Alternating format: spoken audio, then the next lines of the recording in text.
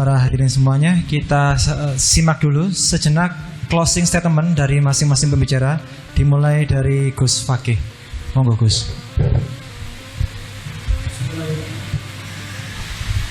Bismillahirrahmanirrahim.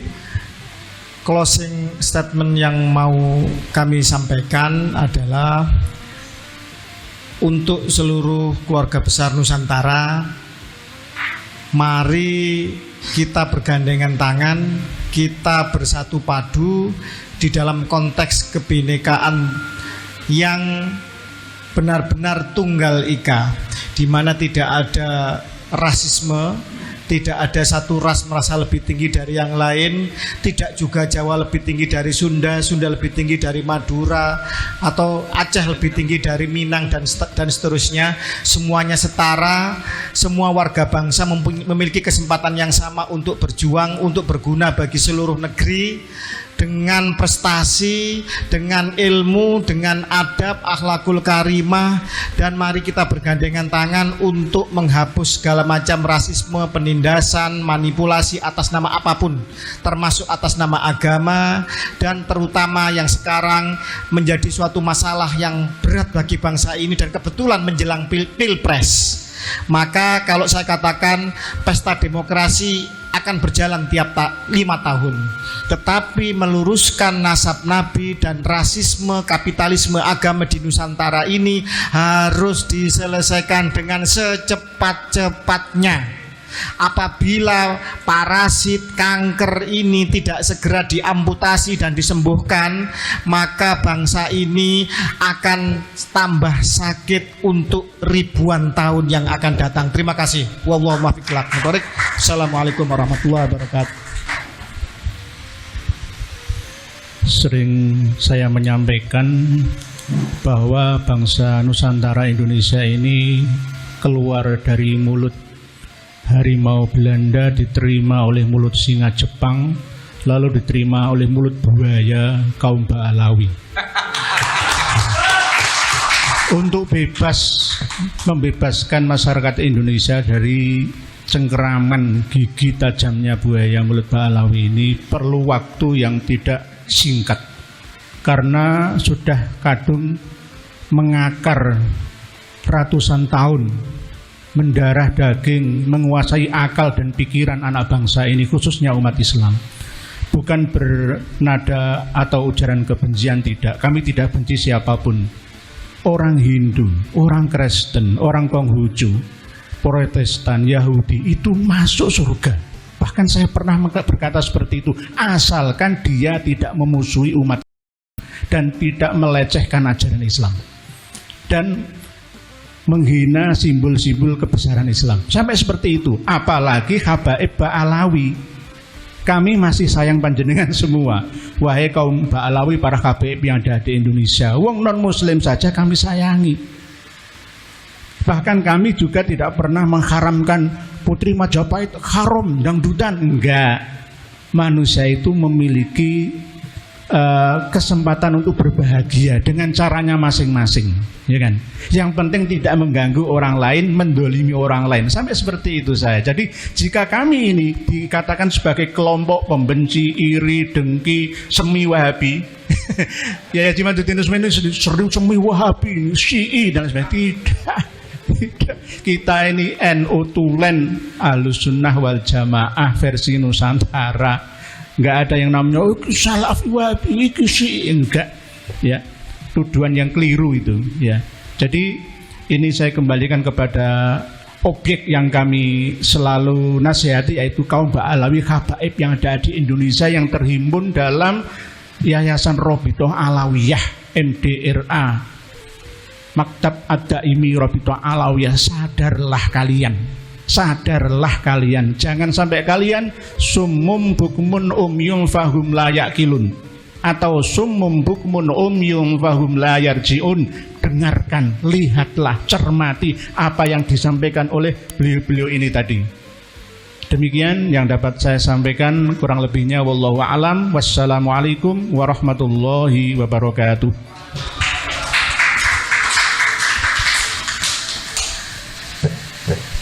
Kewajiban semua ulama, semua ahli ilmu adalah bersaksi atas kebenaran dan menyebarluaskan kebenaran, yang itu berarti melawan pembohongan, melawan pembodohan, melawan penipuan. Itulah ulama yang warasatul anbiya. Jadi saya serukan kepada semua yang merasa dirinya ilmuwan, mari bersama-sama kita menyadarkan publik, kita menyelamatkan publik dari tipu daya Habib-Habib Alawi yang mengklaim dirinya sebagai dzurriyyat Nabi. Karena itu berbahaya untuk umat, berbahaya untuk bangsa dan negara, berbahaya untuk kesetaraan, berbahaya untuk Bhinneka Tunggal Ika, berbahaya untuk NKRI, berbahaya untuk Pancasila. Jadi jangan kalian hanya main aman saja. Saya nggak ikut-ikutan, nanti saya tidak dituduh begini dan begitu, tidak dibully, tidak dipersekusi. Kalau begitu berhentilah kalian mengaku sebagai ulama, berhentilah kalian mengaku sebagai ilmuwan, berhentilah kalian mengaku sebagai tokoh. Ini saya keras, karena ini menyangkut kepentingan semua umat manusia, khusus umat Islam di Indonesia.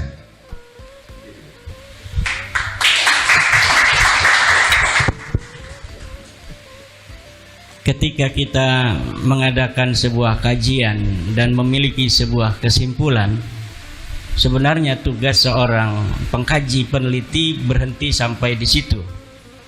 Tetapi kenapa saya terutama dan teman-teman ini mau bersusah payah untuk menyebarluaskannya?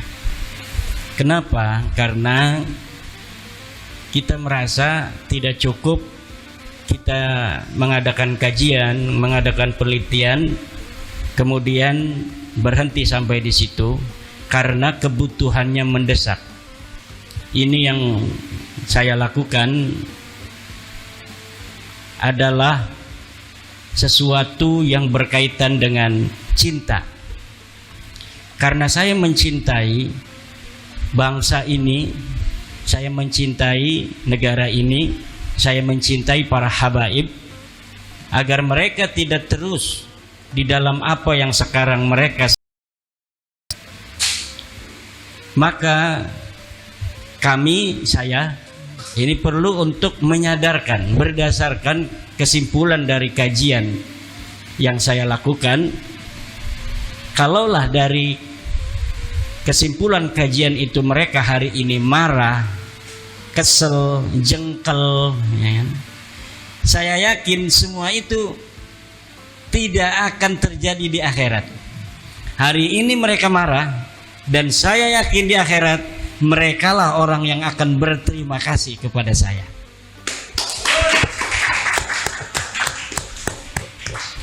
Demikian.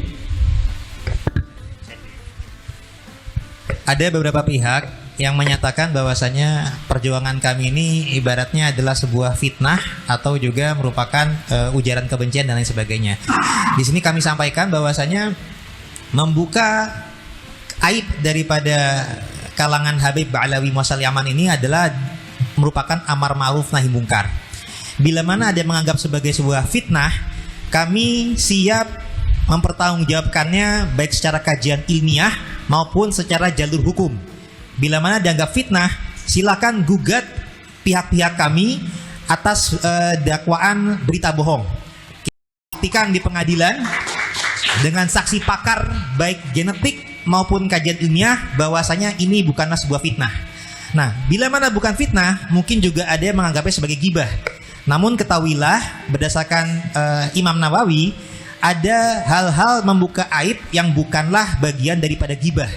Misalkan melaporkan kezaliman suatu orang atau suatu kaum kepada pihak yang berwenang atau berwajib, atau juga menyampaikan sesuatu kepada ulama untuk meminta fatwa, dan juga untuk demi kewaspadaan bagi umat atau kewaspadaan bagi umat Islam, bangsa juga.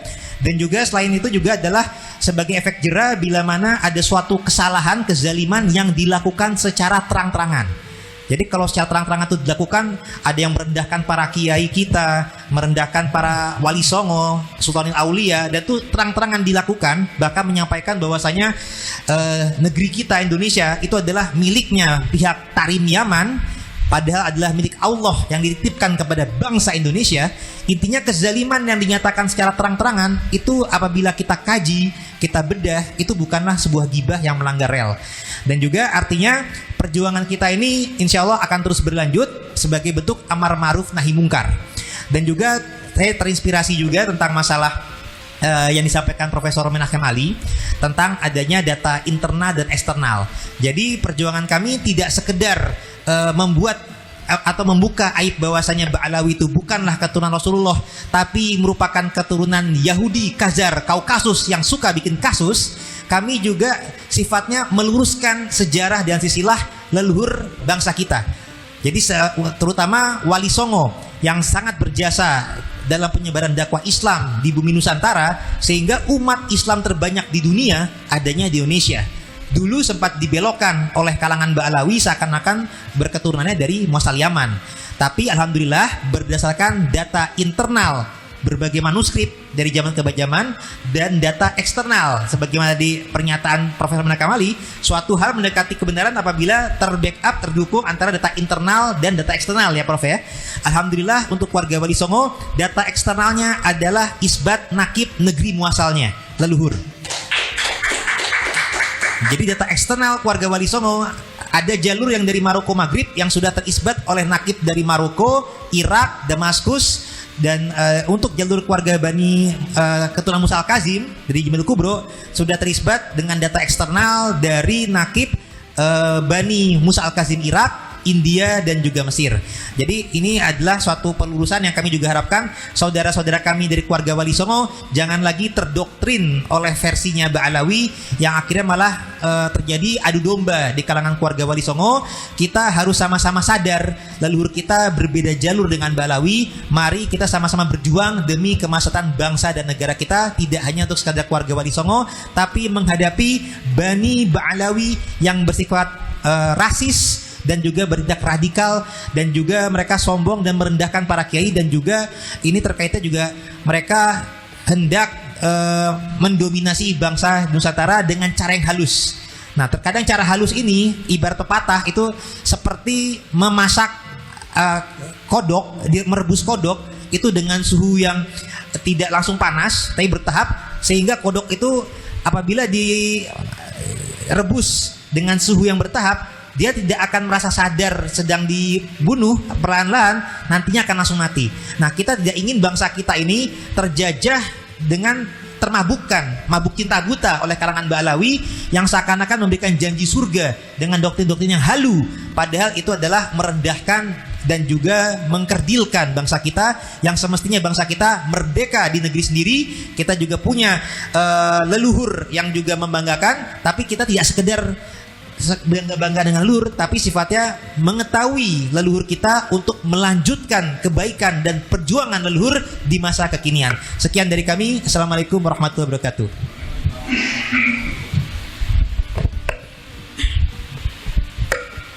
Assalamualaikum warahmatullahi wabarakatuh.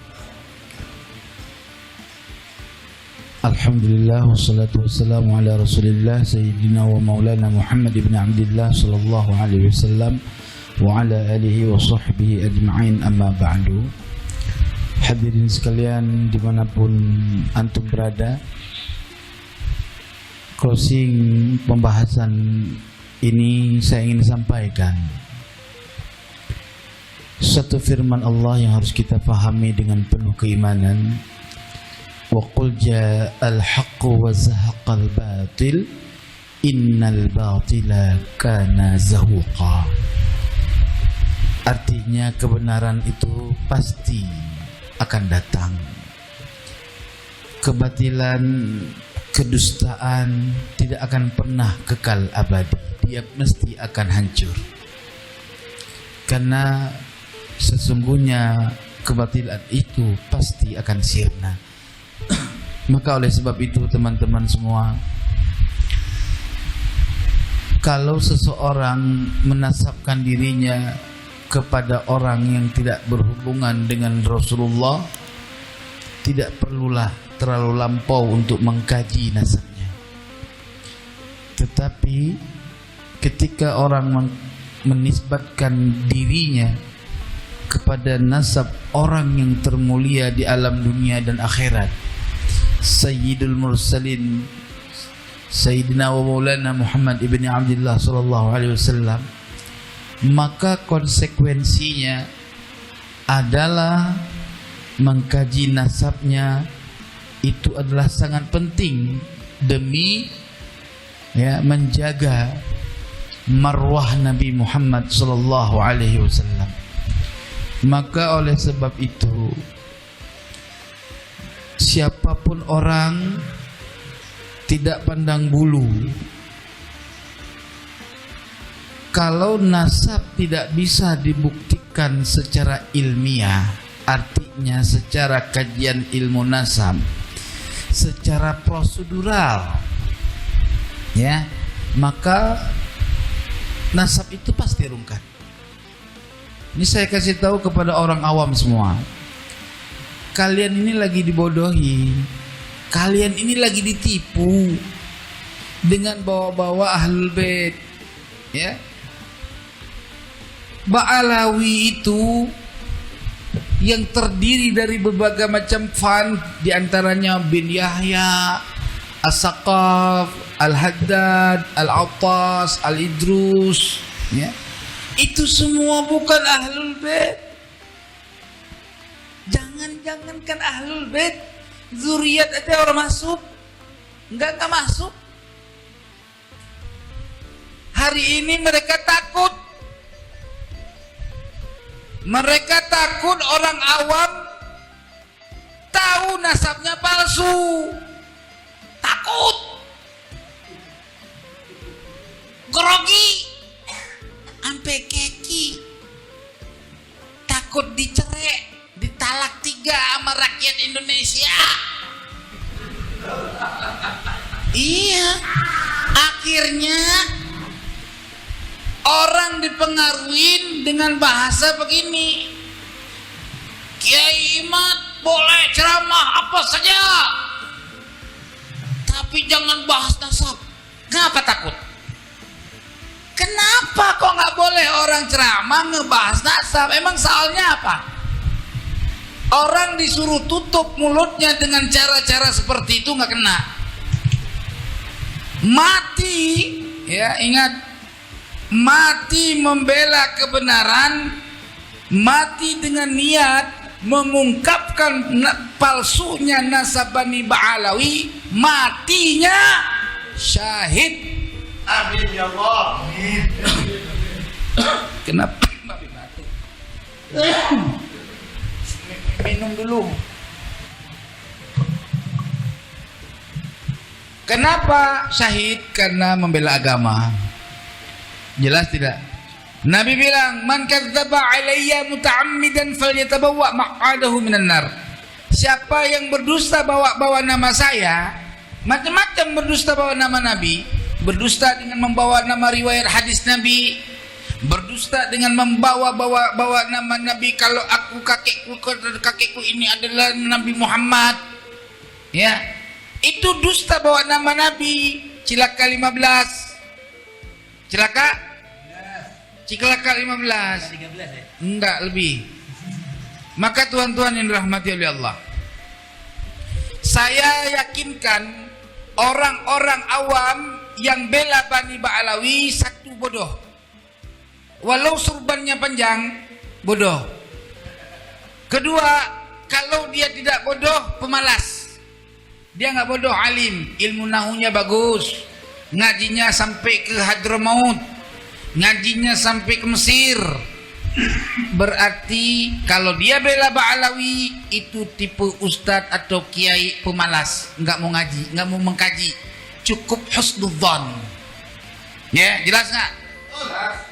Jadi husnudzon itu nggak acal-acalan. Husnudzon nggak acal-acalan, nggak. Jadi kayak bocah ini. Jadi husnudzon itu nggak asal-asalan, bang. Bagaimana kita mau husnudzon kalau orang itu fasih baca Qur'annya sedangkan yang kita dengarnya begini.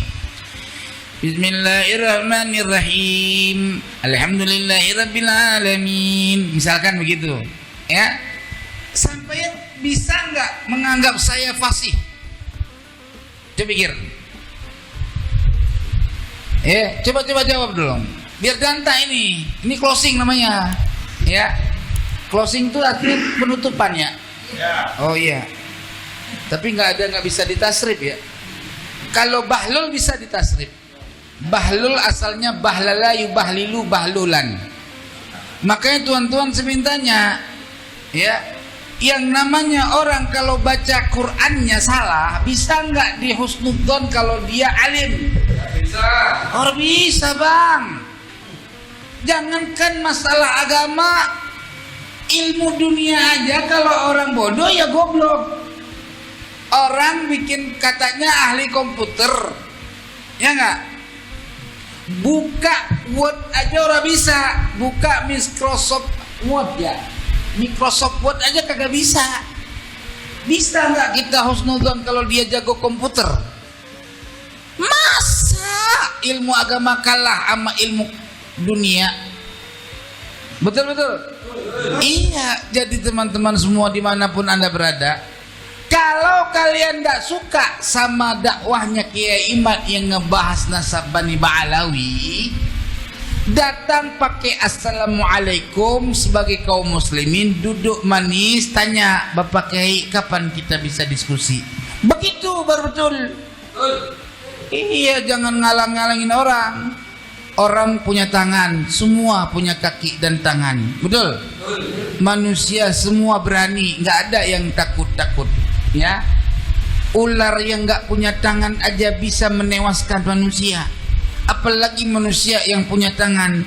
Cuman satu, untung Indonesia ini punya negara hukum. Kalau tidak, aku buat bagikan kisah Raja Rimba. Ya, maka teman-teman semuanya, ending closing ini adalah Ba'alawi palsu. Jelas? Bukan keturunan Nabi, tetapi keturunan Musa Samiri. Kenapa ketawa? Memang benar. Ya. Oleh sebab itu, hati-hatilah sama tukang tipu. Sebaik-baik tukang tipu, ending akhirnya adalah menghancurkan harta kita. Tukang tipu kalau nggak bisa ditipu harta kita, istri kita diselingkuhkannya. Ya, hati-hati. Sudah fakta dan terjadi. Ya, itu kejahatan tukang tipu. Nggak ada tukang tipu itu bagus, nggak ada. Apalagi jadi wali yang biasanya tukang tipu itu gila. Oleh sebab itu, jangan pernah percaya nasab Bani Ba'alawi. Itu nasab palsu bin palsu. Jadi binnya palsu semua. Oleh sebab itu, wallahu muwaffiq ila aqwamit thoriq. Mohon maaf lahir dan batin. Hei Bani Ba'alawi, jangan tersinggung. Saya lagi sampaikan yang betul. Kalau kau tersinggung nggak apa-apa, tapi syaratnya coba buktiin kakek kau itu namanya Ubaidillah. Anaknya siapa? Begitu. Ayahnya siapa? Ahmad bin Isa. Bener nggak punya anak Ubaidillah? Tolong buktikan data. Kapan Ubaidillah syuhrah wal istifadah? Pertama. Kedua, kapan Ubaidillah diaku dalam catatan kitab sezaman? Ya, kalau dibilang nggak ada syarat kitab sezaman, maka semuanya nih dengar nih. Kalau kitab sezaman tidak menjadi syarat untuk meneliti suatu nasab, maka kambing congek bisa jadi keturunan Nabi. Jelas kira? Siapapun orang bisa jadi keturunan Nabi. Orang nggak ada kitab sezaman, betul? Wassalamualaikum warahmatullahi wabarakatuh.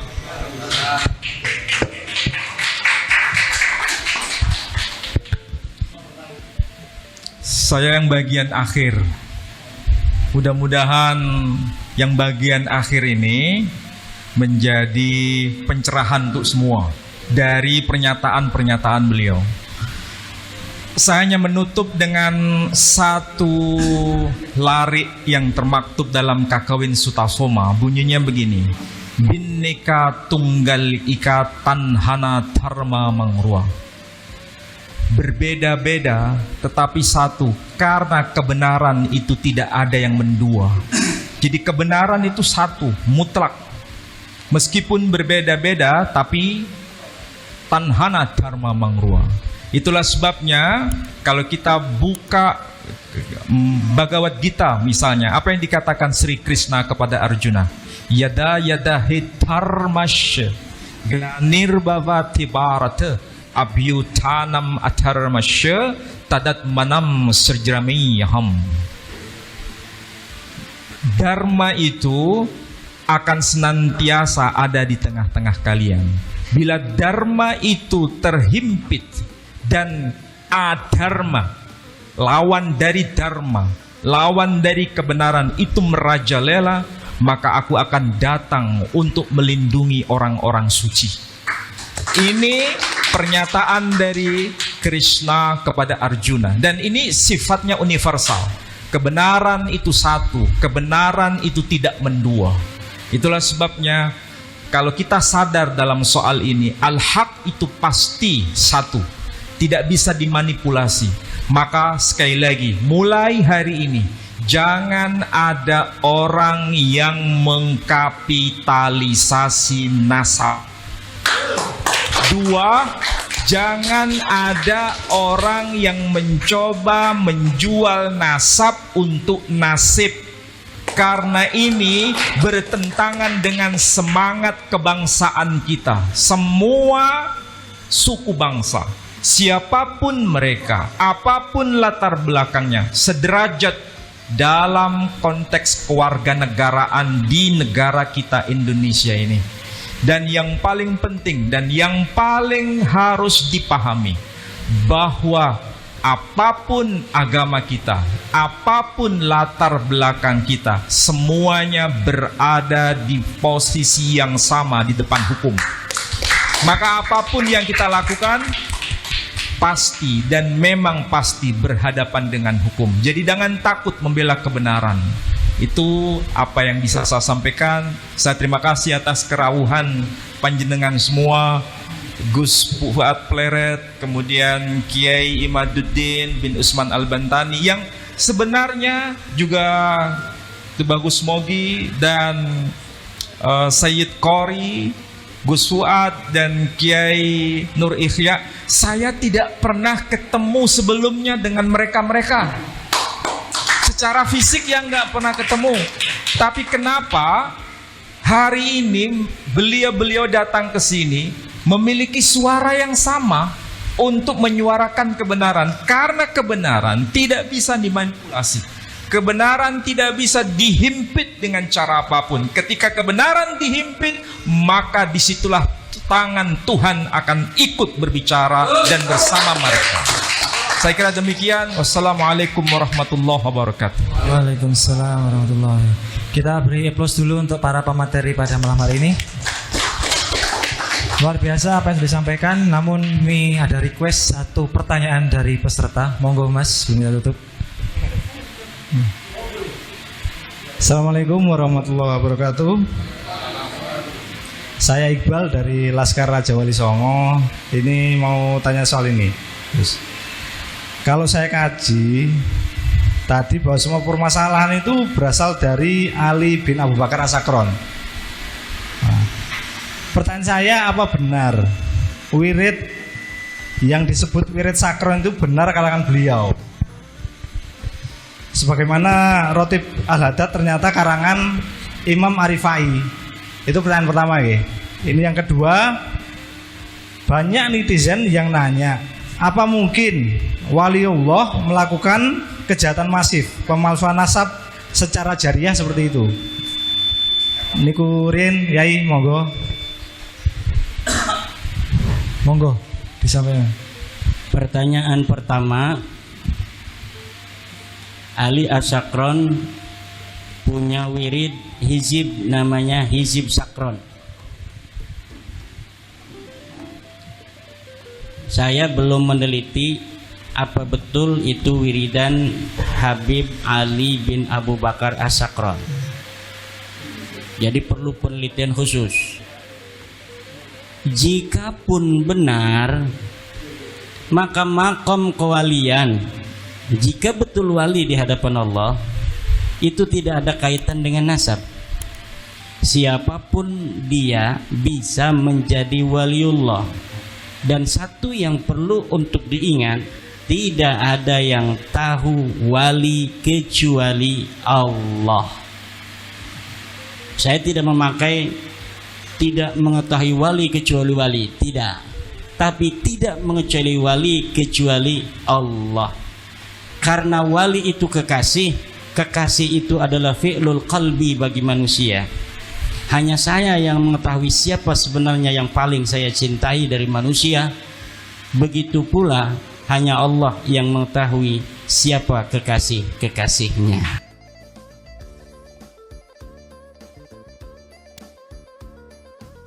Abu Bakar As-Sakran. Kenapa saya selalu menghilirkan masalah ini kepada Habib Ali bin Abu Bakar As-Sakran?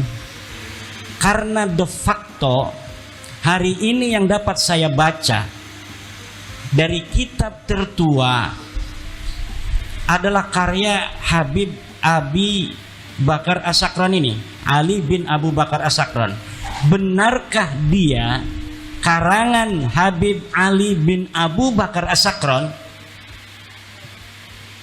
Ini bisa jadi bila diteliti lagi, bisa jadi ini pun tidak ada. Hari ini kitabnya dicetak. Saya pernah melihat sebuah manuskrip, namanya bukan Al-Burqatul Musyiqah tapi Al-Burqatul Munifah.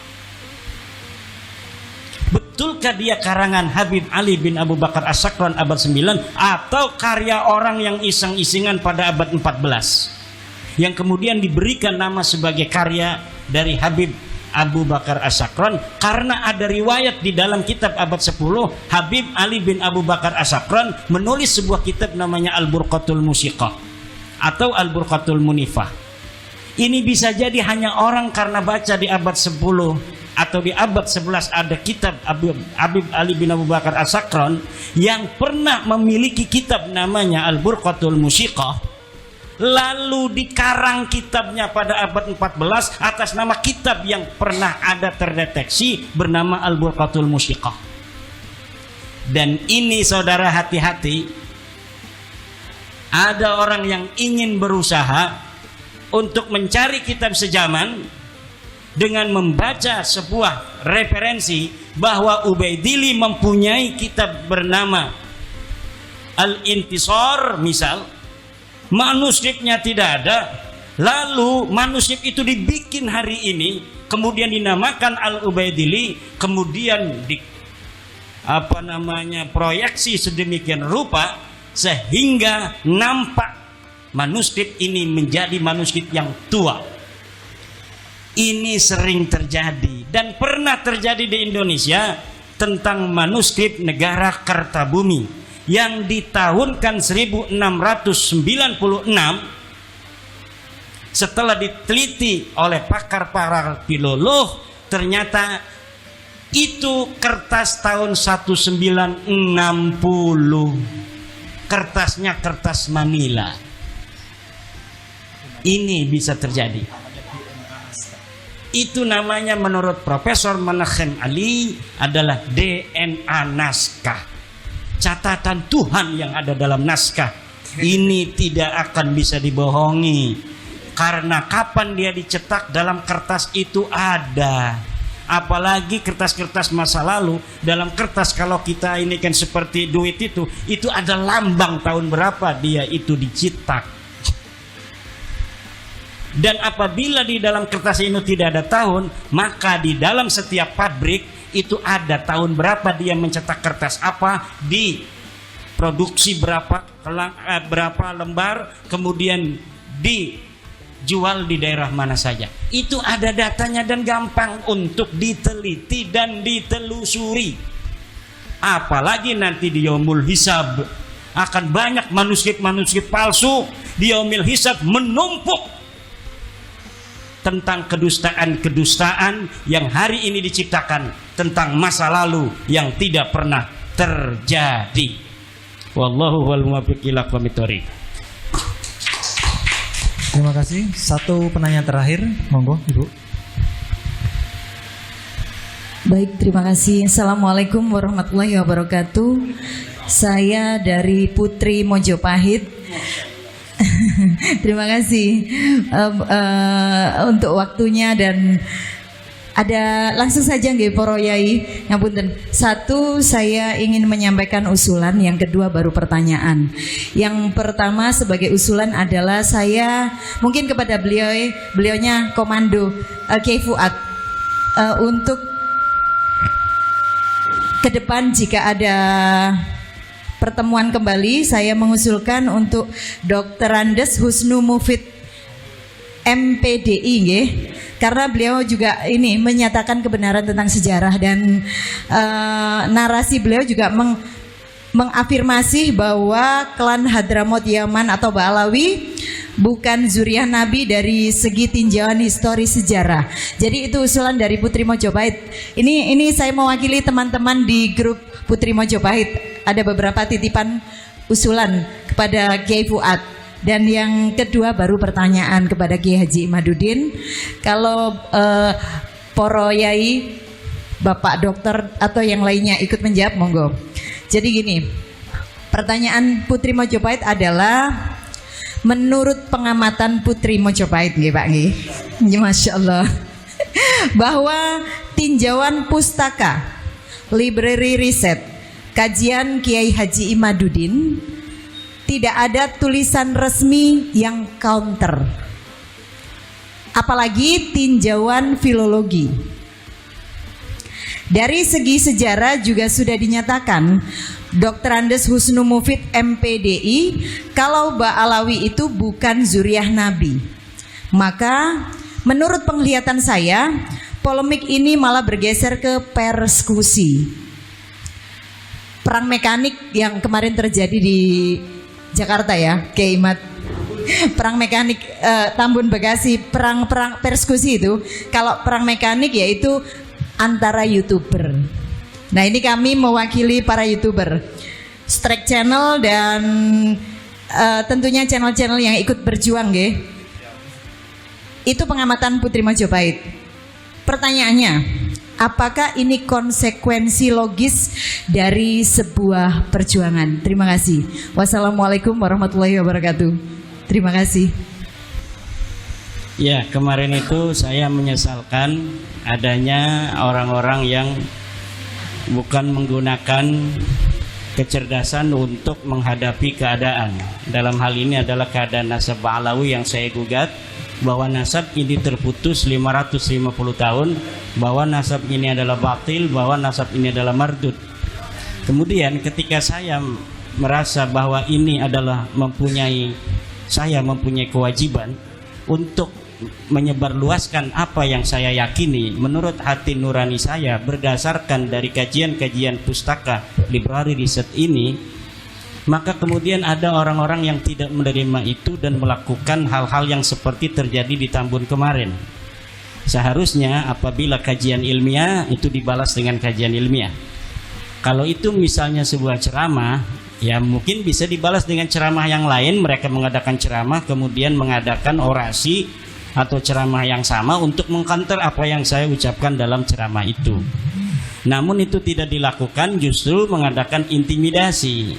Ini akan semakin membuat masyarakat menjadi tahu bahwa begitu penting mungkin bagi Ba'alawi pengakuan orang lain terhadap nasab dia. Sementara mereka tidak bisa untuk menunjukkan bukti-bukti dari kesahihan nasab mereka. Kalau misalnya mereka mampu untuk memberikan bukti-bukti kesahihan nasab mereka berdasarkan sumber-sumber yang ada pada zamannya atau yang mendekati zaman itu, lalu kita tidak menerima kebenaran itu umpamanya, baru itu mungkin dipertanyakan objektivitas dari orang yang menyatakan bahwa nasab Ba'alawi ini adalah terputus. Tapi ketika mereka sudah tidak bisa untuk memberikan bukti kepada kita bahwa nasab mereka ini sahih, Dalam hal ini mereka tidak bisa untuk menyuguhkan mana kitab sezaman yang ada di zaman Ubaidillah yang menyatakan dia adalah anak daripada Ahmad. Bahkan kitab-kitab pada abad selanjutnya, abad ke-6, ke-7, ke-8, ke-9 mengkonfirmasi bahwa tidak ada orang bernama Ubaid, anak daripada seorang sayyid yang ada di Basrah bernama Ahmad bin Isa. Kemudian ilmu pengetahuan biologi mengkonfirmasi bahwa setelah dilakukan tes DNA dari ratusan orang dari Ba'alawi yang telah mengadakan uji tes DNA, ternyata nasab DNA mereka bukan DNA Arab. Jangankan DNA dari keturunan Sayyidina Ali, turunan Nabi Muhammad, DNA orang Arab saja bukan. Lalu ketika tes DNA mengkonfirmasi mereka bukan turunan Nabi, dan library riset juga mengatakan bahwa mereka bukan turunan Nabi, lalu mereka tidak mau menjelaskan atau menyajikan daripada data-data, lalu berdasarkan apa saya untuk mempercayai mereka sebagai keturunan Nabi? Nah ini, lalu jika ditanya apakah ini adalah resiko dari sebuah perjuangan, betul, dan ini dikonfirmasi oleh sejarah para nabi di masa lalu. Tidak ada para nabi yang setelah dia itu memiliki kebenaran dari Tuhan berdasarkan wahyu, lalu dia tidur dan duduk-duduk, tapi dia datang ke kaum-kaum menyampaikan apa yang dia yakini, bahwa Allah berfirman bahwa tidak ada Tuhan selain Allah. Nabi Ibrahim sampai kemudian dibakar oleh Raja Namrud, Nabi Muhammad sampai dilempari batu di Taif dan lain sebagainya. Saya tidak menyamakan bahwa kebenaran yang saya bawa seperti kebenaran yang dibawa oleh Nabi Muhammad, tapi minimal ini adalah kebenaran yang saya yakini walaupun orang lain belum meyakininya. Terima kasih.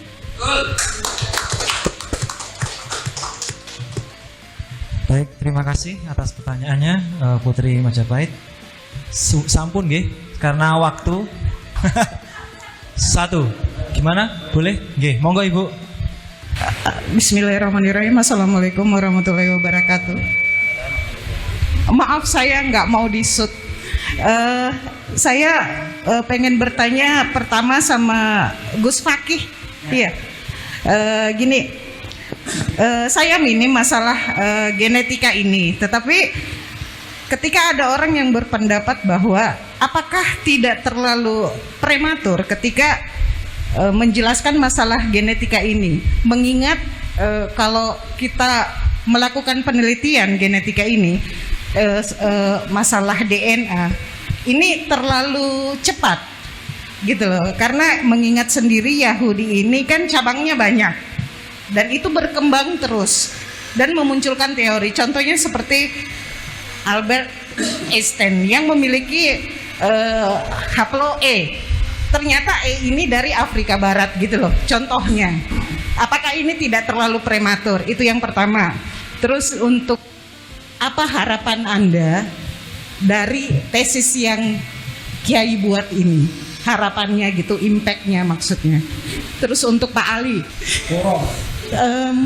rata-rata ada yang berpendapat gini, untuk membahas tentang ilmu nasab, karena saya kan banyak belajar dari masalah Yaman, Hadramaut, Hadoram dan sebagainya itu udah.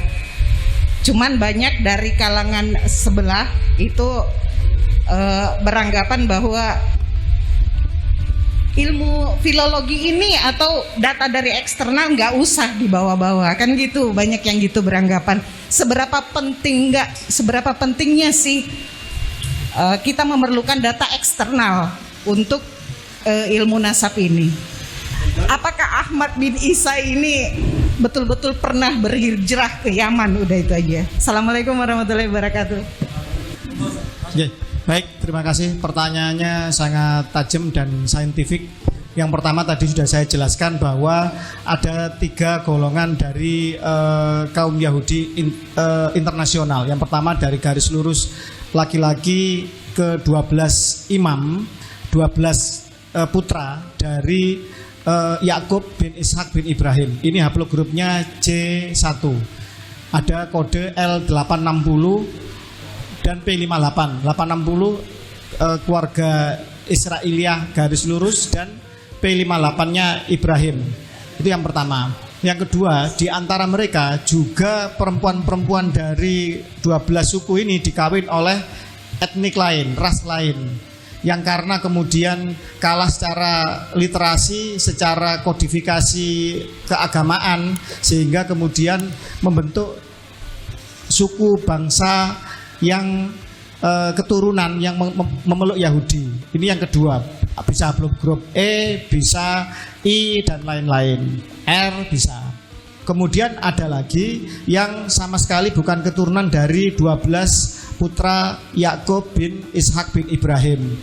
Dan tadi saya katakan sialnya Ba'alawi ini adalah keturunan dari Kaukasia yang terindikasi dan menurut beberapa pakar sejarah sebagai Yahudi Khazar, yang Yahudi Khazar ini muncul dari golongan haplogrup G yang berdomisili di Kaukasia. Jadi itu. Kemudian apakah ini tergesa-gesa atau istilahnya terlalu terburu-buru? Tidak. Karena ilmu genetika itu sudah kokoh 200 tahun silam. Sejak Gregory Mendel, seorang Yahudi kripto biarawan, itu mengabdikan dirinya menanam ercis atau buncis selama sekian puluh tahun dan meneliti tentang ilmu genetik awal. Kemudian berkembang sampai kemudian James Watson and Crick menemukan ilmu DNA, bisa membaca double helix DNA, bisa mendapatkan kode-kode. Kemudian di era sekarang semua pemetaan DNA sudah sangat komprehensif. Sehingga salah satunya selain ATDNA, YDNA maupun mtDNA itu ada DNA sampah yang dianggap tidak ada gunanya, ternyata bisa terpetakan. Nah, ini sudah sangat maju sekali. Bahkan sekarang membaca DNA itu adalah ilmu kemarin. Ilmu hari ini adalah melakukan restriksi rekombinan, melakukan cloning, melakukan sport science, melakukan rekayasa genetik untuk merakit DNA untuk menghindarkan penyakit-penyakit bawaan itu secara genetik. Jadi sudah sangat maju membaca DNA ilmu kemarin. Jadi kalau ada yang meragukan tes DNA adalah orang-orang yang tidak saja hidup di hari kemarin, tetapi hidup di abad pertengahan, abad ke-8. Itu yang bisa saya jawab. Kemudian terkait mengenai masalah apakah Ba'alawi ini sudah terpetakan? Sudah terpetakan. Bahkan di dalam ISOGG, komunitas ilmuwan genetik internasional, Bani Alawi ini disebut Saddah Hadramut, ya, itu berbeda gitu. Ini sudah terpetakan sebagai suatu subbangsa sendiri. Di dalam pemetaan dari beberapa proyek genetik dari keluarga besar Yahudi sendiri, ada Doron Behar Project, Avutaino Project, bahkan di Family Tree DNA yang dimiliki oleh orang Yahudi bernama Brent Grisman, itu Ba'alawi di dunia ini sudah terpetakan berhaplogrup G dengan kode-kode haplotype-nya masing-masing. Pertanyaannya, apakah Ba'alawi di Indonesia? Semuanya Ba'alawi ini juga masih harus dikaji. Karena apa? Ada beberapa sampel yang masyhur sebagai Ba'alawi, ternyata setelah dites DNA bukan bagian dari Ba'alawi. Dan kita memahami bahwa di era kolonial, untuk menjadi warga elit yang mendapatkan fasilitas Belanda, banyak yang memba'alawikan dirinya agar menjadi warga kelas atas di bawah kelas ras kulit putih Belanda, mendapatkan fasilitas dari kolonial. Dan ini bisa diuji, bisa di tracing nanti ketika Ba'alawi kita harapkan mau terbuka untuk ikut proyek bersama meneliti secara genetik mereka, apakah mereka benar Ba'alawi sesuai dengan keluarga besar Ba'alawi yang telah terpetakan secara internasional di Yaman sana, ataukah mereka adalah orang-orang yang bukan Ba'alawi tapi diba'alawikan, disesatkan menjadi Ba'alawi padahal dia adalah Trah Nusantara asli, atau mungkin justru Trah Sayyid asli. Karena Ba'alawi selain mengaku sebagai cucu Nabi, mereka juga mencopet marga-marga asli milik keluarga Nabi, seperti bin Yahya itu ada, Al-Hasani, Basaiban, As-Saiban itu ada, Al-Idrisi, kemudian ada juga Al-Haddad dari Al-Jilani Al-Hasani, Asgaf yang asli ada Al-Musawi Al-Hasani. Ini juga sudah melakukan tes DNA dan terbukti nasabnya tidak ke Ba'alawi, tapi marga ini benar-benar dirampok, ditopet oleh Ba'alawi. Demikian, terima kasih. Selanjutnya monggo Pak Menahem Malik atau Kairo. Ya, kalau bicara soal eksternal internal itu kita harus punya sudut pandang. Sudut pandang kita ini teologis atau historis. Kalau sudut pandang kita ini teologis, apa yang termaktub dalam bukti internal sudah cukup diyakini sebagai doktrin. Jadi kalau kita Muslim mengatakan Nabi Muhammad sallallahu alaihi wasallam itu keturunan Nabi Ismail dan itu ada di dokumen Muslim saja, cukup diimani.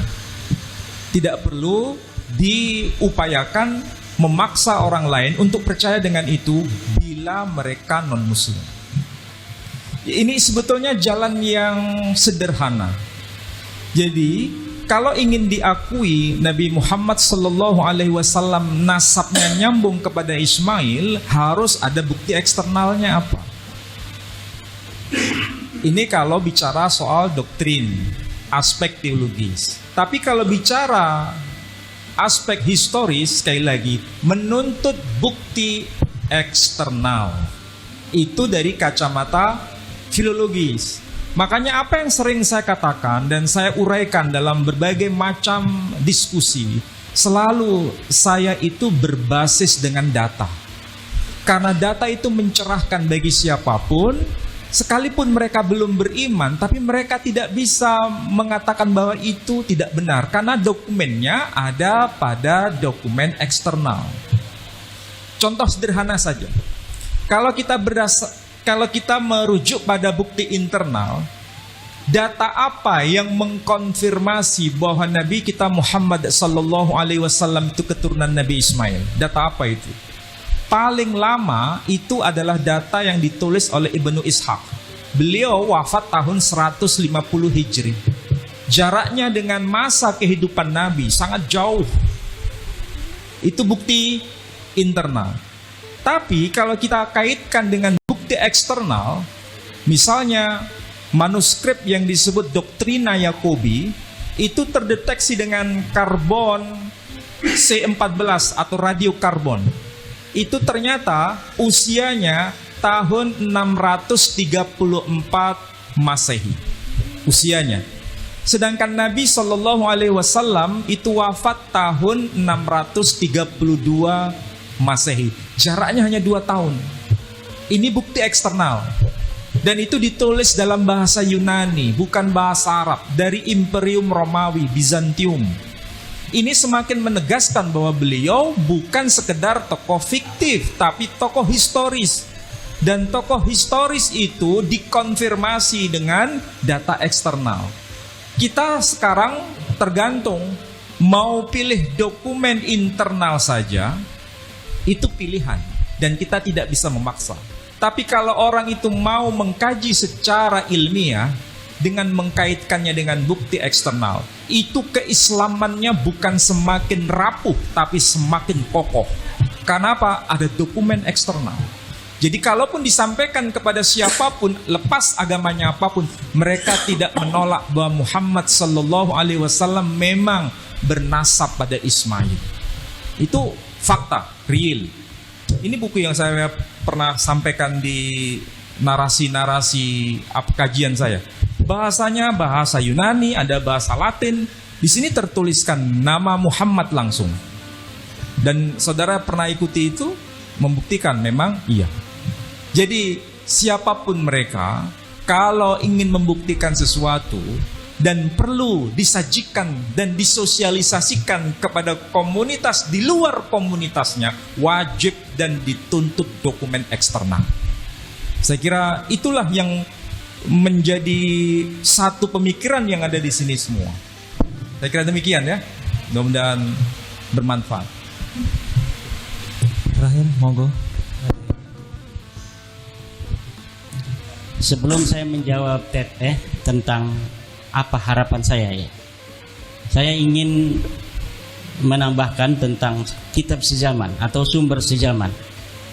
Saya tadi telah selfie ketika Pak Profesor Manahem berbicara, saya selfie dengan HP saya bahwa saya sudah bersama Profesor Manahem, dan di dalam foto itu akan ada tanggal 29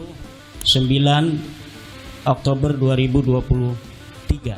Ini adalah sumber sejaman internal saya, dan apa-apa yang ada di dalam rekaman dari para teman-teman yang hadir di sini hari ini, yang memoto dan yang memvideo, adalah bukti eksternal bahwa saya pernah datang ke Mu'alaf Center atau Tauhid di Surabaya pada tanggal 29 Oktober 2023. Kalaulah nanti 5 tahun lagi atau 20 tahun lagi saya bicara menceritakan kepada cucu saya dulu pernah bertemu dengan pakar kristolog, seorang pejuang dari Surabaya yang melindungi, membimbing para mu'alaf yang ada di Surabaya. Kata cucu saya, mana buktinya kek? Ini buktinya, foto yang sudah saya print, ada tanggalnya 29 Oktober 2023. Lalu anak saya ini lihat-lihat YouTube, kebetulan ada yang upload YouTube, dan kebetulan masih ada saat itu 20 tahun lagi YouTube itu masih ada di internet. Ceritanya internet tidak hancur. Betul itu kakek saya ngomong, bukan hanya dia bohong. Karena apa? Foto bisa dipalsukan, tapi ternyata ada bukti-bukti eksternal yang banyak di YouTube yang upload. Hari ini kita pernah ada di Mu'alaf Center. Itulah. Kalau misalnya kita tidak selfie, tidak ada juga orang-orang yang upload, atau tidak ada Tribun Surabaya memposting atau memberitakan kedatangan saya hari ini di Mu'alaf Center ini, lalu berdasar apa orang percaya kalau saya bercerita saya pernah ketemu Profesor Manahem Ali di Surabaya? Kalau misalnya kita hanya berdasarkan husnudon pada orang bercerita, maka cukup itu menjadi keyakinan Anda sendiri. Tapi Anda tidak bisa untuk memaksa orang lain untuk mempercayai apa yang Anda yakini. Maka saya bisa katakan pula hal yang sama kepada saudara-saudara saya dari Ba'alawi. Jika Anda tidak mampu untuk membawa dan membuktikan sumber-sumber sejaman tentang 6 leluhur Anda yang tidak terkonfirmasi dalam kitab-kitab nasab, dan Anda meyakininya seyakin-yakinnya, saya tidak akan masuk ke dalam keyakinan Anda. Saya tidak akan ikut campur terhadap keyakinan Anda. Tetapi selama Anda tidak bisa membuktikan sumber-sumber sejaman itu, maka jangan sampai Anda memaksa orang lain untuk percaya terhadap klaim Anda. Nggak usah Anda persekusi orang lain yang mengatakan bahwa Anda bukan cucu Nabi. Kenapa? Karena Anda tidak bisa membuktikan bahwa Anda sebagai cucu Nabi. Dalam library riset Anda tidak terbukti, di dalam tes DNA Anda melenceng, lalu berdasar apa orang lain harus percaya bahwa Anda adalah cucu Nabi? Tapi kalau Anda mau meyakini itu dalam keyakinan Anda dan kemudian diwariskan pada keturunan Anda, silahkan saja. Tapi jangan sampai mengatakannya di hadapan publik. Karena ketika Anda mengatakan itu di hadapan publik, akan ada konsekuensi sosiologis dan religius yang akan berkaitan dengan klaim Anda. Karena yang Anda klaim itu adalah bukan nasab sembarangan, tapi nasab baginda Nabi besar Muhammad SAW yang mempunyai implikasi sosial, implikasi religiusitas di situ. Di mana berdasarkan sebagian tafsir keagamaan dianjurkan untuk mencintai daripada keturunan baginda Nabi besar Muhammad sallallahu alaihi wasallam.